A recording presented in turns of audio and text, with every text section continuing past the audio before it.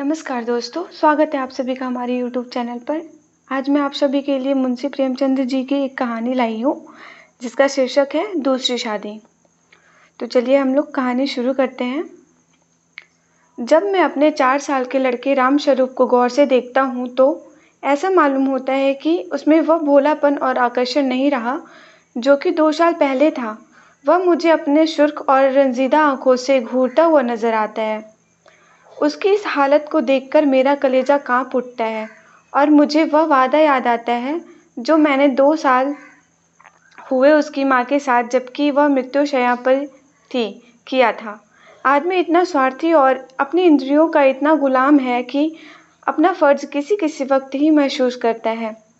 उस दिन जबकि डॉक्टर नाउम्मीद हो चुके थे, उसने रोते हुए मुझसे पूछा था, क्या तुम दूसरी शादी कर लोगे? ज़रूर कर लेना। फिर चौंक कर कहा, मेरे राम का क्या बनेगा? उसका ख्याल रखना अगर हो सके तो। मैंने कहा, हाँ हाँ, मैं वादा करता हूँ कि मैं कभी दूसरी शादी नहीं करूँगा। और रामस्वरूप, उसकी तुम चिंता क्यों करती हो? क्या तुम अच्छी नहीं होगी? उसने मेरी तरफ हाथ फेंक दिया, कहा जैसे लो अलविदा। 2 मिनट बाद दुनिया मेरी आंखों के सामने अंधेरी हो गई। रामस्वरूप बेमाका हो गया। 2-3 दिन उसको कलेजे से चिमटाए रखा। आखिरी छुट्टी होने पर उसको पिताजी के सुपुर्द करके मैं फिर अपनी ड्यूटी पर चला गया। 2-3 महीने दिल बहुत उदास रहा नौकरी की, क्योंकि उसके सिवाय चारा न था। दिन में कई मंसूबे बांधता रहा। 2-3 साल नौकरी करके रुपया लेकर दुनिया की सैर करने निकल जाऊंगा। यह करूंगा, वह करूंगा, अब कहीं दिल नहीं लगता। घर से खत बराबर आते रहे। फला जहाँ से नाते आते हैं। बहुत अच्छे आदमी है, लड़की अकल की तेज है, खूबसूरत है। फिर ऐसी जगह नहीं मिलेगी। करना ही है तो कर लो। हर बात में मेरी राय पूछी जाती थी, लेकिन मैं बराबर इनकार किए जाता था। मैं हैरान था कि इंसान किस तरह दूसरी शादी पर आमदा हो सकता है, जबकि उसकी सुंदर और प्रति प्राण स्त्री को, जो कि उसके लिए स्वर्ग की एक भेंट थी, भगवान ने एक बार छीन लिया। वक्त बीतता गया। फिर यार दोस्त के तगाजे शुरू हो गए। कहने लगे, जाने भी दो, औरत पैर की जूती होती है। जब एक फट गई दूसरी बदल ली। स्त्री का कितना भयानक अपमान है, यह कहकर मैं उनका मुंह बंद कर दिया करता था। जब हमारी सोसाइटी इतना बड़ा नाम है, हिंदू विधवा को दोबारा शादी कर लेने की इजाज़त नहीं देता, तो मुझको शोभा नहीं देता कि मैं दोबारा एक कुंवारी से शादी कर लूं।